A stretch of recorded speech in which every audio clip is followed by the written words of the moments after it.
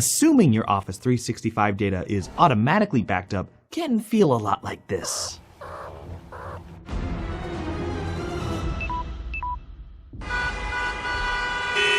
And once again, ladies and gentlemen, Backing up Office 365 data with Veeam feels like this.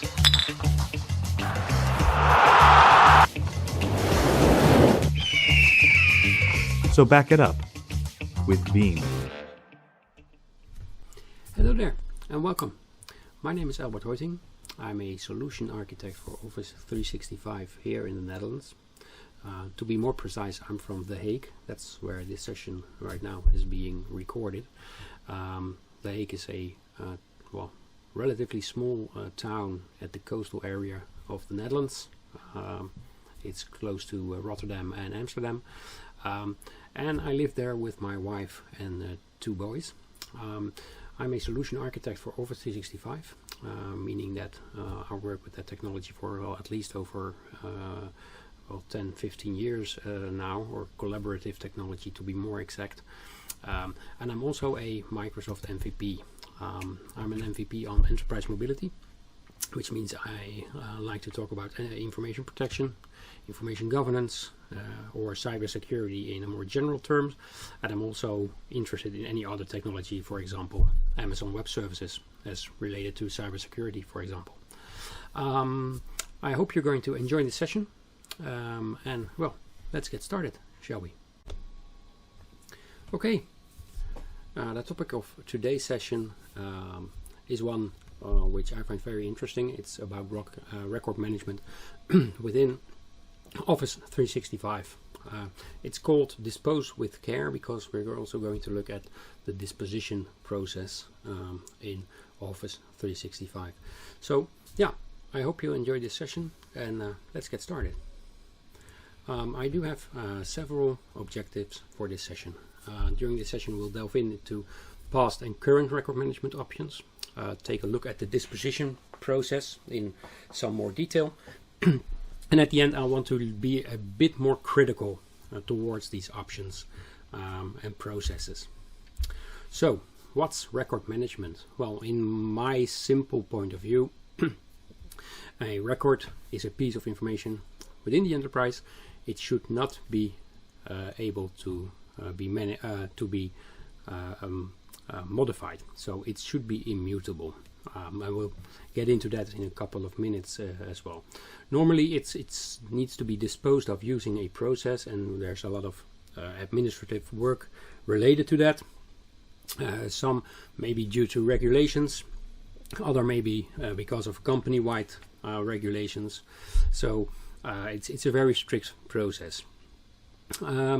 Also, we might need record management to support e-discovery, for example, information which should not be deleted during a specific event or process. And where are those records found? Well, information basically is now everywhere. You can have emails, team conversations, videos, etc. And for this presentation, my main focus will be on documents, for example. However, there are options within Office 365 to safeguard team conversations, for example, or the documents which are stored in the SharePoint site, which is connected to the Teams environment. So there's a lot of possibilities. Okay, first of all, let's take a look at classic SharePoint. Why SharePoint? Because record management has been around for some time, and in SharePoint it has been around for a very, very long time. So it's best to look at SharePoint and then take a look at the options we have now in Office 365. So let's take a look. Classic SharePoint, and some of you might know this one. It's the record center. The record center was used to store information in a specific site collection. It was added to a thing called a drop-off library, and then it was routed using a content organizer to the destination records library. It's still there, by the way, and I'll talk about that a bit later. We had in place record management, so you could declare a record within a library. A user could declare a record, administrators could undeclare them, which was kind of a hassle. It did make a bit of a stir when it was first announced, because people were used to move content around, for example in the record center. And then you had the disposition workflow. It was a specific type of workflow used in the record center, and it was used to, well, basically dispose of records after the specific period of time. There was one little snag. When the workflow did run, it tried to remove a record from a library, because that was the disposition process. Unfortunately, it couldn't undeclare a record in itself, so it could not dispose of the record, making it, well, kind of obsolete. You had to work around that by first undeclaring the record, then using the workflow to really dispose of the record. Okay, and in the end, we still have the content types. If you didn't use the record center, or if you didn't use any specific in-place record management based on the ribbon, you could set specific record management options using a content type. When a content was added to a site or a library, for example, then the record management options were applied to that content. So that was, yeah, how it used to work. But we'll see that some of the components are still there, but they have been replaced by other options now. Okay, can we still use it? Yes, you can. If you really want to, and I won't really recommend it, but you can still create the site collection. The features are still there, the content of the site collection is still there, it's still under the classic site templates under the enterprise tab, and it's still there. Is it still worth it? Well, I'm not sure. Content needs to be moved around. It only works for SharePoint. It really is based on content types, so you do need to use content types for that. And of course the content organizer and send to connections. Another snag is there's no really reporting on disposition, so you don't get any fancy reports. I used to, at a client of mine, a colleague of mine and myself created a disposition review process, including the reporting, because it didn't have that built in. And Microsoft is moving away from this. They're really moving away to the new form of records management, and that's the labeling. So is it still worth it? Not really sure. I don't think so. If you really are looking at a record management solution right now,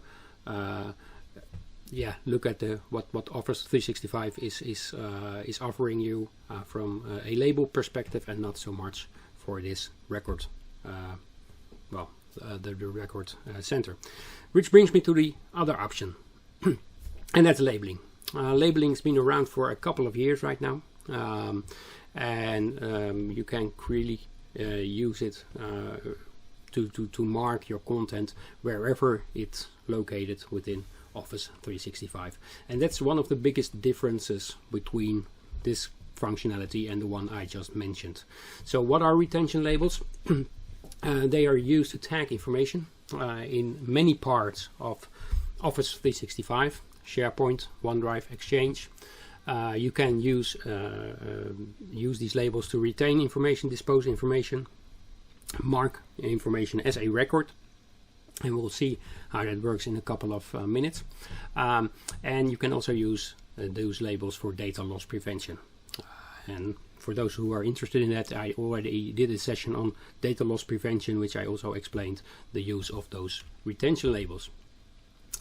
Where are these, or how and why are these configured? Well, they are configured on a tenant level. You create the labels. You can either use the file plan for this, or you can create your own labels without the file plan, and then you can basically publish them to specific locations, and you use a publishing policy for that. So there's basically two steps to really get those labels to your users, because it's the users who are going to use those labels in the end. That's not all. You can also auto-apply a label, which uses sensitive information types or keywords or a dictionary to really find and identify sensitive information, and then you can auto-apply that label. You will need a E5 license for that. I'm still hearing sounds that also goes for the other option, setting the default label in a SharePoint list or library. That's one of the options you do have right now. In SharePoint you can have your information being labeled automatically, basically on setting a default label. And you're reading this correctly. It says SharePoint lists and libraries because this functionality also works for lists. It basically works for any content within your Office 365 environment. Okay, just before we go into a little demo of those labels, just a quick reminder, a label covers most of the locations, not just one. You can have specific labels for example, label C in here just for SharePoint, for example, but you can have labels which just go for specific SharePoint sites. You can have a label policy which includes a SharePoint site and a specific mailbox, and you have all kinds of possibilities. Okay, how does that work from a user's perspective? Very easy. The user just simply can select the label from the list. Just one snack within SharePoint. The label is part of the metadata of the document or the list item. Unfortunately, it doesn't show up if you open the document. So it's not like information protection labels. These do show up right now in your Office applications, of course. The sense or the retention labels can only be modified using the library settings, or the settings for the content within the library or the list. There's another little snack. Labels, retention labels, might be seen as metadata. However, although you can set a field or a column as mandatory within a SharePoint list or library, that does not go for your labels. So you cannot make it mandatory.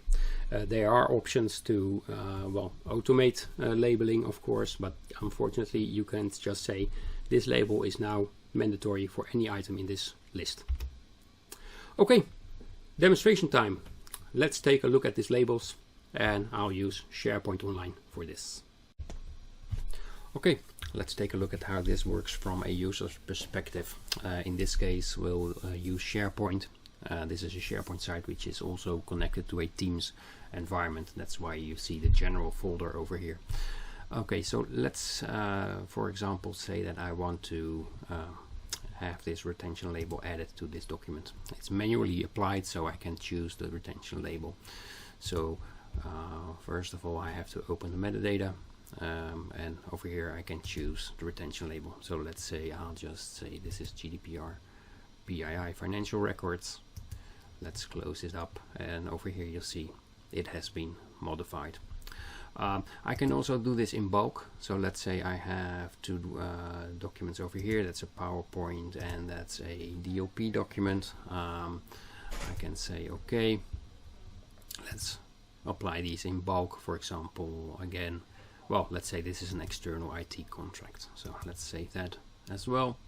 Now it's being saved, and as you can see over here, I've got the external IT contract as well.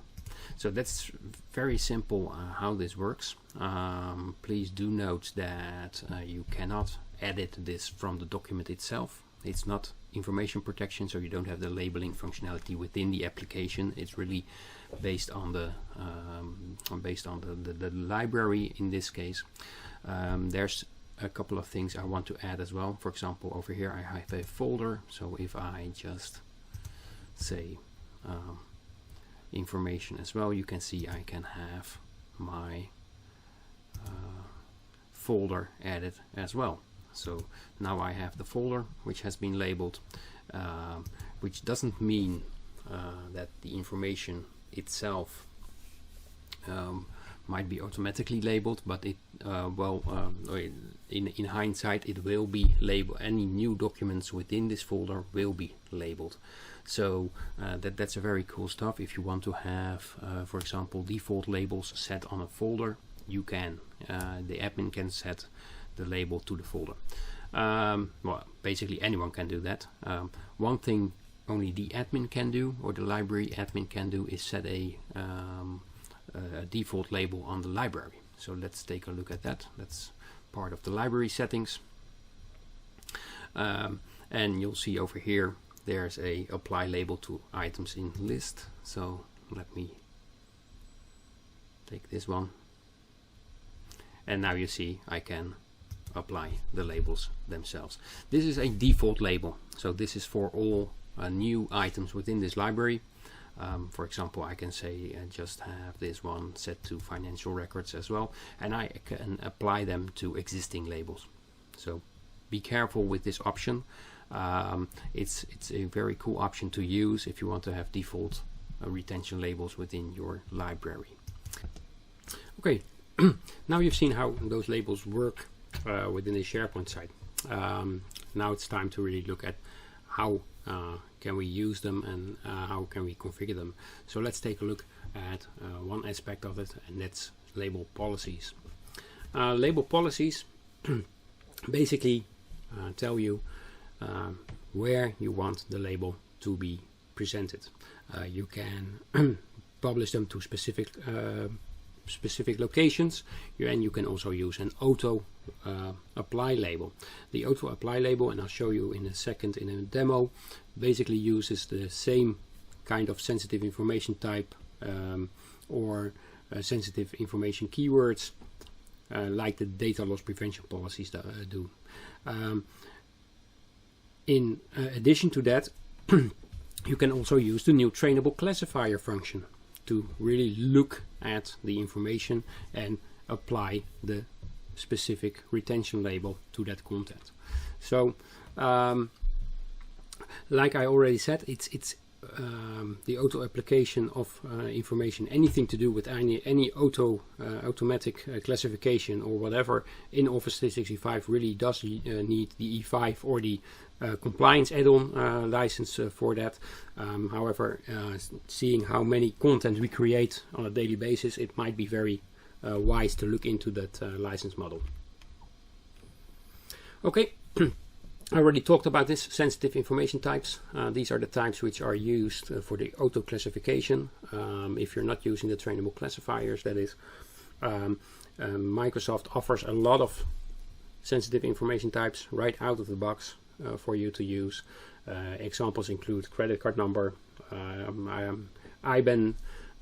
Well, you see already the information on the screen, and other additions are things like technology-driven keywords like IP addresses or secrets or key vaults, etc. So you can use these. You can configure your own if you like. You can add your own. Most of the built-in sensitive information types cannot be edited. So if you really want to have your own, create your own, it's a bit complex. You might also want to look at the new trainable classifiers, because these use machine learning to determine the content. How accurate are these? Well, they are. However, if you're not satisfied with that, you can always look at creating your own. And if you go about creating your own sensitive information type, you need to be aware of the components. It's relatively complex, but if you get the hang of it, it might, in the end, sort itself out. It's basically a couple of components. First of all, you have a matching element. This is the element where the sensitive information type is going to look for primarily. So that could be a number, a regec, a regular expression, for example. It could be a keyword like credit card, Amex, or whatever. Then you can add supporting elements to that. And those supporting elements are used to determine the accuracy of the sensitive information type. To get to that accuracy, it uses also a confidence level. So it needs to be, well, confident for a specific percentage for it to be able to detect the information. And it also uses a process called character proximity. And the character proximity basically tells the system, okay, if I've got a matching element and supporting elements, how many characters are there between those elements.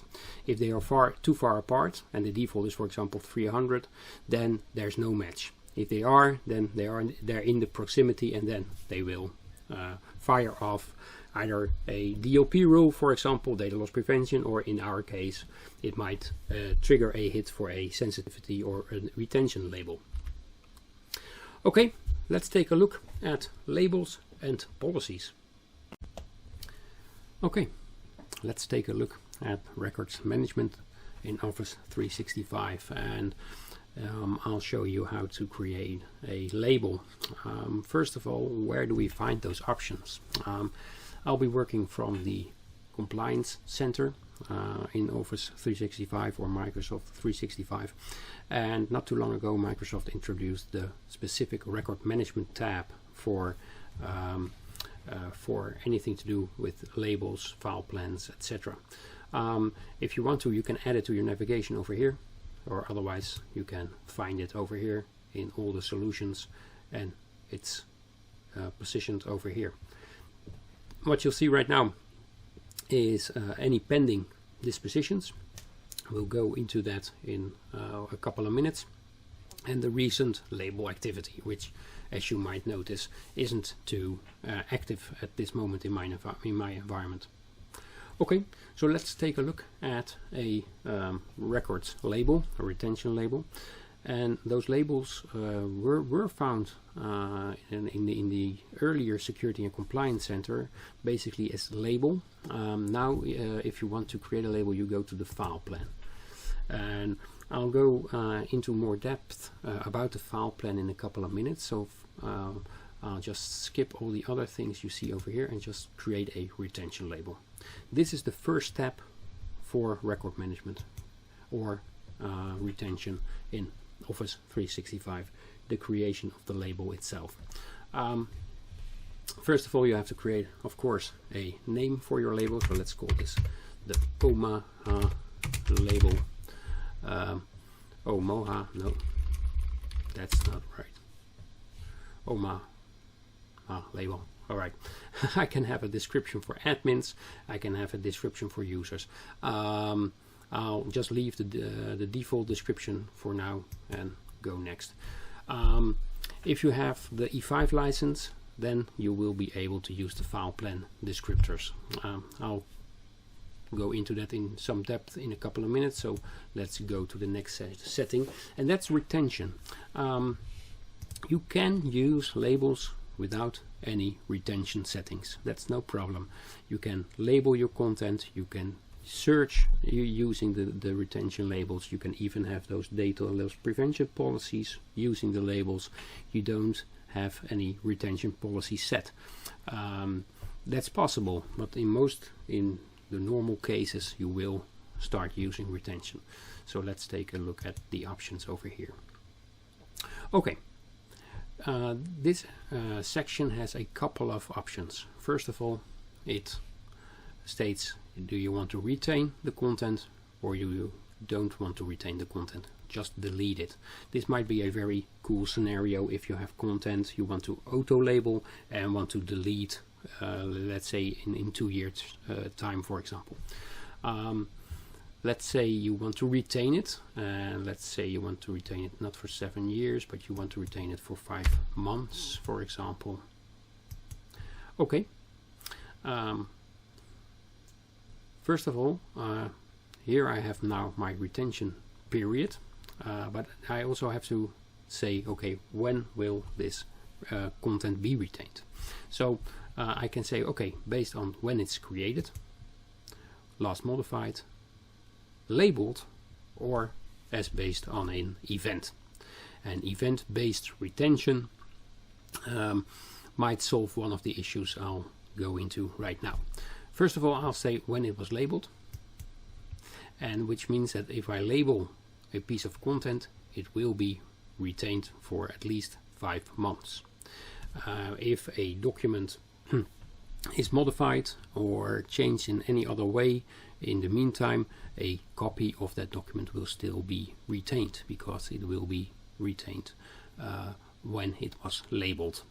I mentioned before, based on an event, and the event-based retention can be used when you don't want a date or time as your trigger. Any of the other options over here, either when it was created, when it was last modified, or when it was labeled, all have the when in the description. It's based on a date or time, end time.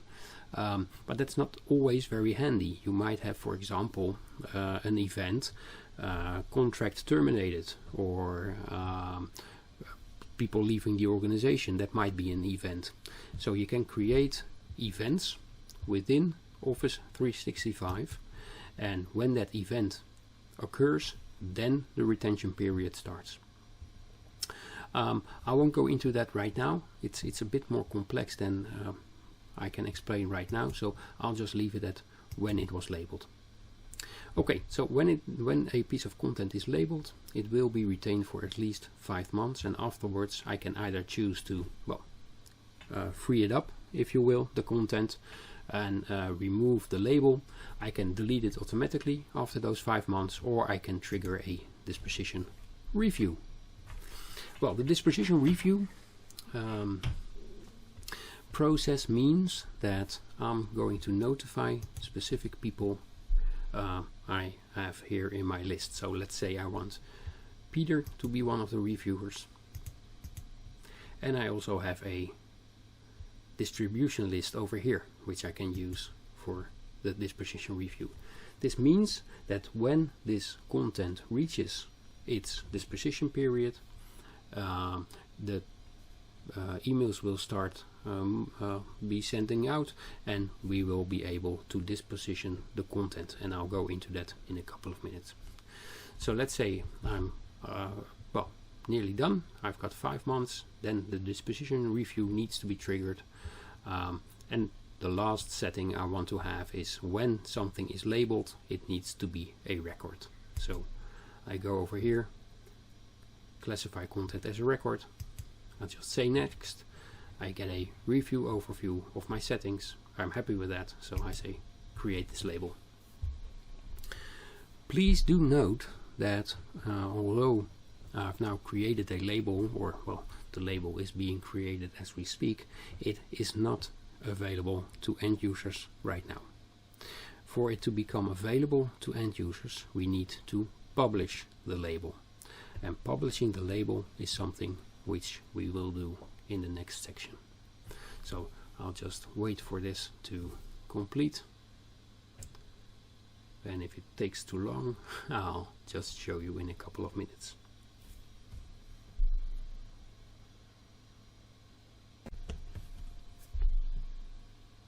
Okay, like I said before, a label doesn't become active right away. You'll see over here I've got my Omaha label right here, and it's in the inactive state. I've got a lot of other labels which are either active or inactive, and I want to really publish this label so that it becomes available to my SharePoint users, for example. So what do I need to do for this? I go to my label policies, and over here you see all the label publishes which already are available.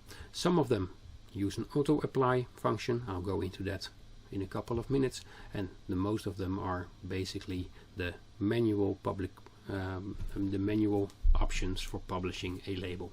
So let's see how that works. Let's say I want to publish the label so it becomes available to my SharePoint site. Okay, I'll say choose. I'll have to choose the label, and let's say I want to, and there it is. Okay, 5 months, review, delete. That's the settings I configured. So let's say I want this one. Okay, next.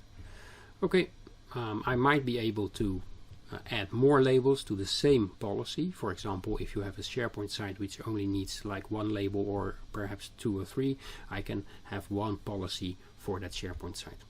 Okay, so where do you want to publish it? Well, let me choose my locations, otherwise it will be published to the entire Office 365 environment. Let's say I just want to publish this to SharePoint, so I'll do it like this. I'll say next. The policy needs to have a name, so here it is.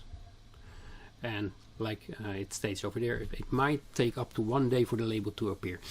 Normally, in my experience, it doesn't take that long. It might take like 20 minutes for the label to become available.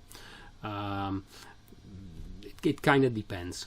But yeah, to take care that it might take 1 day if you have a lot of labels and a lot of SharePoint sites to publish those labels to. So let's publish the label, and now the process will start to have this label become active within the environment. So this is how you can create a label for manual application. But let's say we want to auto apply a label. How does that work? Well, over here you see the auto apply label, and for those of you who already saw the session on data loss prevention, or who are going to look at the session on data loss prevention, these are recognizable settings. First of all, I'm going to choose the label, so that's basically the same like I did already, so I'll still use this one. I'll just say add. Okay, and now I have the option. Does it contain sensitive info? Does it use a trainable classifier, for example, to match, or does it use specific words? Well, let's say it does contain specific info, and I want to have a custom policy. I can also use one of those templates. And just to give you an example, if I go for privacy, and here in the Netherlands we have the GDPR, of course, so well, why not use that instead? So now the system will look for any of these kind of information types. So let me just say next. One problem: I'm living in the Netherlands. We have a BSN, which is a burger server number, and that is our identification number. So I just want to add that one. I'll just say sensitive information type BSN. I need to click add, of course. And there's the burger service number. So let me take that one as well. And now it has been added to my list of sensitive information types. And you'll see here the instance count, the accuracy count, etc. So I'm happy with this. I'll have to name the policy.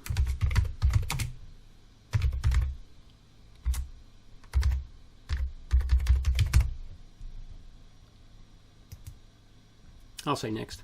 I'll use my SharePoint sites as well. You might notice that this one does not include Office 365 groups. So if you want to auto apply a label, that functionality is not included in the auto application. So let me say this. And over here you see it takes 7 days to apply the label. That's because it's going to be it's going to use search for this, and that might take from a couple of minutes till, well, at least things like 7 days to auto apply. So no problem, I just want to auto apply it, so I'll say auto apply, and now the process starts working to really have that label applied based on my sensitive information types. And that's how auto application works. Okay, why, you might be asking, is there still record management? Because that's what we're talking about, right? Well, not exactly. The things I just showed you and I explained are about tagging information, about retaining information, about finding information. And one of the components of those labels is that you can modify or mark them to be used as records. So let's take a look at that option. Basically, if you want to use a label to mark information as a record, it's very easy. You basically just say within the label, mark it as a record, and from then on the label will be used to mark items as a record. It will show up with a little lock. It will appear next to the document, and one of the things I will show you during the demo is that even though it's locked, it's not immutable. The metadata can still be modified, just please take a note of that. One other little snack is, please take note of this: if you create a label which also has the record status enabled, then that label will not be editable until the period you configured within that label is done. So before you end up with a lot of labels you cannot remove, even with PowerShell, please take a note of that setting. It's a very difficult setting to remove, so please be aware of that. One of the new additions to the record management part of those labels is the record status field. It's become available not too long ago. It's an E5 function, so again you need an E5 or a compliance add-on for this, and you can unlock a record. Normally the document which becomes a record won't be able to be modified, which is record management, or part of it actually. However, there is regulation which states that you need to be able to unlock a record, but really keep the original record intact. This is possible. I'll show you it in a couple of seconds during the demo, because it uses a functionality called a preservation hold library. The preservation hold library itself isn't new. If you used retention policies, so not retention labels, or retention policies, which were available before the labels, and you put a retention policy on a SharePoint site, then a preservation hold library would be created, and any information being modified or being deleted during the lifetime of that policy would be stored in the hidden preservation hold library. And that preservation hold library is still in use today, and now it's also used for the record unlocking and locking status. So anytime you unlock a record, a preserved copy of that record is saved in the hold library, so you can always go back to the time when you locked or unlocked that document. Okay, so that's basically records, and I'll show you that in a couple of minutes. Also the file plan. The file plan is a very neat functionality for organizations which really need or have a requirement to have a good administration or taxonomy of the labels. Before this was became available, you had you could end up with a lot of labels, and you had to have your own administration to, for example, relate those labels to a specific authority type or a provision or citation or a department, and it really was quite of a hassle to have your administrative affairs in order regarding those labels. So the file plan helps you with that. Again, I might stress you need the compliance add-on for this, but it's a very helpful functionality. It's not all. It's not just the administration of your labels. It also includes an option to import or export your file plan, and the import function primarily is very useful because you can have your entire label taxonomy set up and then import it right away within your environment, and then you're all set up. You have got your file plan and you got your labels. Okay, Let's take a look at the disposition process. Then again, you know what? I've been talking too much already. Let's take a look first at those records and the file plan, and then we'll head up to the disposition process. One thing which is part of the E5 or compliance add-in license model in Office 365 is the file plan. And the file plan has several options. First of all, it allows an organization to really organize their retention labels. You have the information on records over here based on created. So these are basically the label information. And the information which is over here is more or less based on the categories. So we have specific reasons why there is a label. These might be because of compliance regulation. It might be because it's the department legal, the legal department which has set some guidelines for this. So let's take a look at the file plan, for example. Over here I have a label called HR document, privacy sensitive. Let me edit the file plan for that, just to give you an overview. Over here I have a reference ID. All the file plan descriptors have a reference ID. You need to create one to be able to use it. Then I can select a business unit. There's already a lot of business units in there. For some reason they're in Spanish right now. Okay. They're also in Dutch because I made my own, because you can add additional business units, of course, to this list. Why it's in Spanish, I'm not really sure. Then there's a category, again in Spanish. Okay, cool stuff. But I also have my Dutch over here. So let's say I want to go for my Directorate of Finance. So I say business, this one, finance. I have a subcategory even lower than that. So this is accounts payable, for example, or receiving accounts, and that's finance. And I can have a authorization type. So that might be this one, and a provisioning, and that might be, for example, SOX. Now I have created this file plan, so this label can always be found within those categories. So if I save this one, you'll see that it has been HR document privacy sensitive. It has been part of those categories.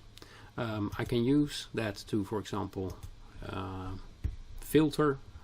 Here I have specific filters like contracting, accounts receivable, finance, compliance, and the file plan is really a very, very good tool to really get an overview of your labels and where they are need to be used, in what context they need to be used, etc. If I'm happy with that, I can even export it to get an overview of that labeling structure, that label taxonomy, if you will. But there's also an option over here, and that's import. And I think that's kind of a bonus functionality.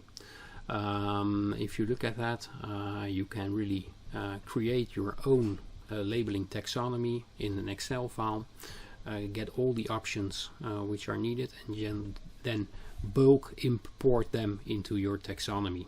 That really does save you a lot of time, because you don't have to create all the labels yourselves manually. So this is the file plan. Very cool stuff. You do need your additional license for that. Okay, when you use labels which convert documents to records, you'll notice a couple of things. First of all, any document which has been labeled using such a label will get a little lock icon, which means it, well, cannot be modified. It's become a record. So let's look at that. For example, over here I've got a credit card PowerPoint, so let's open that up. Let's see what's being displayed right now. Okay, well, read only. You don't have permission to edit this file. Okay, which makes sense, because again it has become a record. So there are some little things to consider though. First of all, if I just select the document and go to the metadata, you will notice that well, if I there it is. A little bit of a delay. I've got a label over here. I've got the title of a document. Let's say it's not about credit cards, it's about a credit card, and it's not credit card information, it's credit cards. So well, as you see right now, even though it has become a record, I can still modify the metadata. It's not an immutable record, so that's something to take into consideration. Other thing to take into consideration is a relatively new function within Office 365, and it's a function which is only to be used by administrators, and you will require a specific license for that, and that's an option over here. Due to compliance reasons, you can unlock a record. So normally a record will be locked, it will be saved and not immutable from that time on, but I can set this to unlocked, and let me just set it to unlock right now, and let's see what happens. Okay, I just popped up the more detailed screen, metadata screen, set the status to unlocked, and let's see what happens. Well, first of all, you'll notice the little lock icon is gone. So let me just open up the document again. Well, there's no option right now, so I'll just make this information, and it's saving right now. So let me just go back over here. If I open it up again right now, it's still there because probably it now it's saved. So let's close this one and let's open this one up again. There's credit card information. So if I now set this to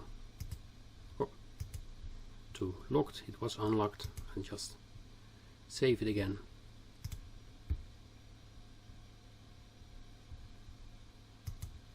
Let's try that again, because somehow okay, now it's being set to locked again. And just to explain what is happening right now, when you unlock a record, which might be because of regulatory compliance, a other functionality kicks in. It's a functionality which was available for quite some time, and it's called the preservation hold library. The preservation hold library is also available when you create a hold on a site, for example, when you want to retain content without using the labels, but based on a policy, for example. And if you do, a preservation hold library is created. It's a hidden library, users won't be able to see it, and it's in my case it's used for the records. If you use the unlock feature, records will be stored over here in a record folder. And if I open this one up, you'll see over here I have that same credit card document. So anytime you unlock a record, it will be saved as a record itself in the preservation hold library. Okay, now we've looked at labels, we've looked at records, we've seen the file plan. Now it's time to really look at, okay, what happens when a record or a label, piece of content which has been labeled, gets to its end of its lifetime. So let's look at the disposition process. The disposition process in a nutshell, I'll go through that, and I'll just show you that in a couple of seconds as well. Keep in mind, it still requires an add-on license to use the disposition review, and it only works for content in SharePoint and OneDrive right now. So no Exchange, no Skype, no stream, so just SharePoint and OneDrive. So please be aware of that. Okay, how does it work? Well, when a piece of content gets to its end of its life cycle, which is based on a trigger, of course, that's when the lifetime starts. In the end, it will either be deleted or might be retained for a longer period of time, or even the label might just be removed. And that's basically what the disposition review allows you to do as well. Please do note that if you use labels to set a specific lifetime, there is a hierarchy. Retention wins over deletion. The longest retention wins. So if you have, I just skipped over the first one. If you have a retention policy which conflicts with a deletion policy, then the retention policy always wins. If you have multiple retention policies, then the longest retention wins. If you have a policy which is aimed at a specific SharePoint site, for example, that wins over the overall policy. And in the end, the shortest deletion period wins. This is how the system works under the hood. Little tiny snack is that you don't see this when you're configuring labels. So you don't see if there's any overlap or whatever. That might be a very nice feature. You just get a pop-up stating there's a conflict, for example. That's not in there right now. Okay, the disposition process itself, it might just start with an email. You can also always go to the dashboard itself, of course, but most of the time it will start with an email. You follow the link, you'll only get the information presented to you which you are entitled to see. And you'll see the disposition labels, you'll see the number of content which is there, which needs to be disposed. So you get presented with a lot of options, well, at least 3 options, and most of them are audited. There's just 1 or 2 which are less audited in the audit log. But in the end, you'll see most of the actions you are performing within the audit log. Just a little tip, if you want to see how that works under the hood, just go to this URL. Basically, any content which is going to be disposed or is within the disposition workflow goes to a specific site collection. I figured this out with a colleague of mine some time ago, just going through the audit logs and stumbling upon this hidden site collection. So for the people who are interested, just go there and you might be surprised. Okay, you get a review. You can either dispose it entirely. It's basically a soft deletion because it's still within the confines of the library or whatever, and I'll just talk about it a little later. You can extend the retention, for example, for a week or 2 weeks, or just relabel the entire document. Okay, if content is disposed, it's moved to the second stage recycle bin. And it's also being displayed at the disposed items tab. But please note there's a very short time when that information is being displayed in that disposed item tab. So don't get your hopes up of getting an overview of all your disposed items like a month from now. So please be careful with that. When it's being deleted from the second stage, the recycle bin, then it really is out of your system. Okay, the audit log, it will make note of all those disposition actions. These are some things like approving deletion, deleting the file, extending the retention, etc. But what's not written is, for example, an extended period. So let's say you extend the period for 2 weeks. Those are that's one of the things which isn't written right now in the audit log. So that's something to take note of. If you're going to look at the audit log and you'll see a file deletion, for example, look for the user type 7. That's the disposition review process working. Okay, let's take a look at that in action. Okay, let's take a look at the disposition process.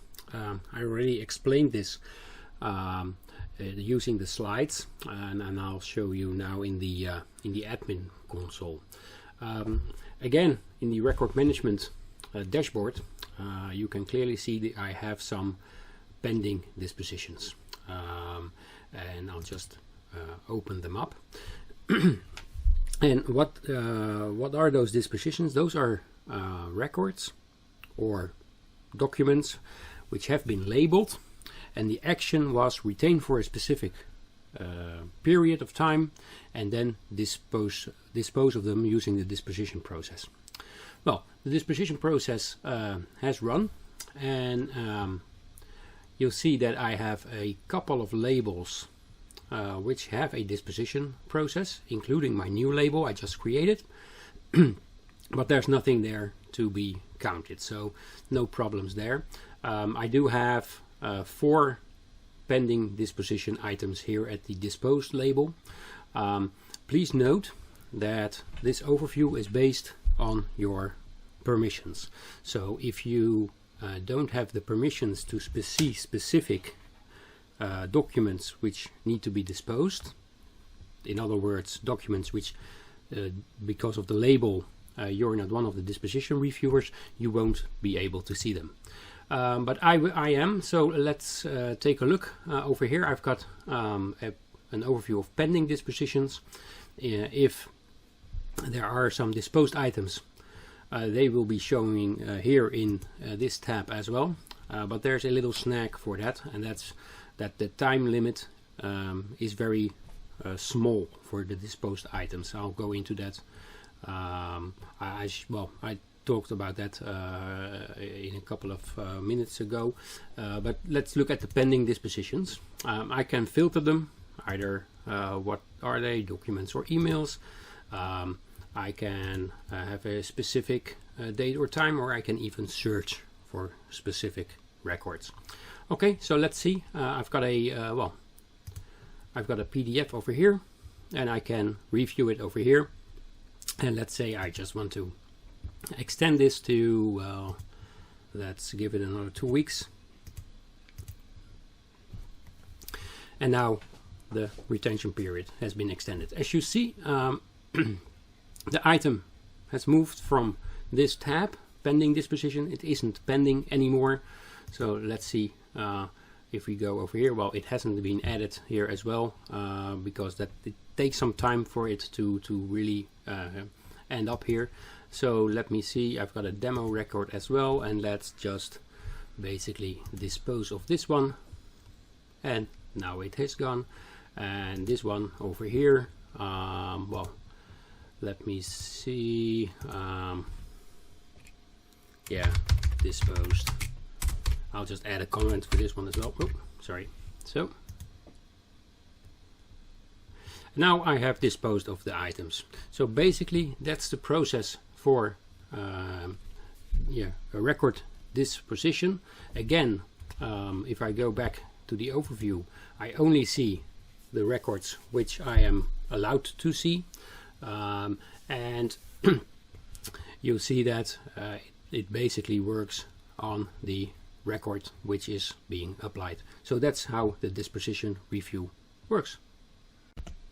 So we've seen a lot of options right now, a lot of functions. So but where do we stand right now? Well, let's take a look. Just a couple of things to keep in mind. If you are using the disposition, you will need the disposition management view only audit log roles. Some, or basically most of those functions really require an E5 or an add-on license. Please keep in mind you can end up with a lot of labels. So be careful, create a label taxonomy. Be careful with the records lock function. Only use it when you need it, for example. If you have record labels, label configurations which also include the record management option, these cannot be modified or deleted, so be careful. Things to consider: disposition reviews use individual accounts. You can use distribution lists. Like I showed you in the demo, I had a distribution list with a couple of people in there which I could use. You can also use security or O365 groups to add, but there's a workaround for that. You'll need PowerShell to add the group to the policy, and then it's being added to the policy. You cannot use the UI for this, unfortunately. And the audit trail when updating a retention period is basic. You really don't see that much. The retention period, the extended period itself isn't audited, for example.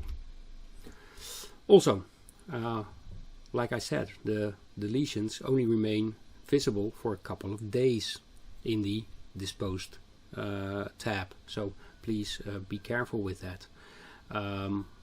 Only content in SharePoint and OneDrive is being included in the disposition review. And the last thing is that email notifications are sent, like it says over here, on a weekly basis. So don't expect any real-time information coming to you using email regarding the disposition process. Okay, well, that's it for me for this session. I hope you enjoyed it. If you have any questions, please reach out to me. And I'd like to thank you for now, and have a nice day.